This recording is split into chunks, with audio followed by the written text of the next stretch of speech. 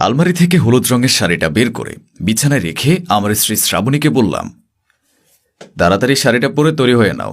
আর আলমারিতে একটা সবুজ রঙের শাড়ি আছে, এটা ভুলেও কখনো পরবে না। আমার মাথায় আসে না মানুষ সবুজ রঙের শাড়ি কিভাবে পরে। আর হ্যাঁ, চুলগুলো খোপা করবে, মুখে কোনো মেকআপের দরকার নেই, ঠোঁটে কোনো লিপস্টিক লাগাবে না, আর চোখে মাস্কারা কিংবা কাজল এসব হাবিজাবি জিনিস একদম কিচ্ছু দিবে না।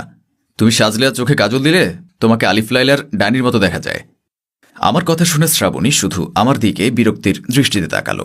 আমি এর কিছু না বলে চুপচাপ অন্য রুমে চলে গেলাম। ঘণ্টাখানেক পর শ্রাবণী আসলো। শ্রাবণী সবুজ রঙের শাড়ি পরেছে, মুখে হালকা মেকআপ, ঠোঁটে গোলাপি রঙের লিপস্টিক, চোখে খাড়ো করে কাজল দেয়া, আর খোলা চুলে শ্রাবণীকে খুব ভয়ঙ্কর রকম সুন্দর লাগছে। আমি মুচকি হেসে শ্রাবণীকে বললাম, আমি যদি বলতাম কাল আমার কিনে আনা সবুজ রঙের শাড়িটা পরো, একটু সাজুগুজু করো, চোখে কাজল দাও, তুমি সেটা কখনোই করতে না। কারণ আমি যা বলি তুমি ঠিক তার উল্টোটাই করো। তাই আজ উল্টো করে বললাম, আর তুমি ঠিক করে করলে।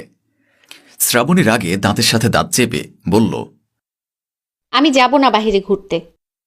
আমি আবারও হেসে বললাম, তোমার কি মাথা খারাপ নাকি? আমি এই গরমে বাইরে ঘুরতে যাব? আসলে তোমায় কখনো সাজতে দেখিনি, এমনকি বিয়ের দিনও না। তাই আজ দেখে নিলাম। আমার দেখা শেষ। এখন চাইলে তুমি মুখ থেকে আটা ময়দা তুলে স্বাভাবিক হতে পারো। আমার কথা শুনে শ্রাবণী পাশে থাকা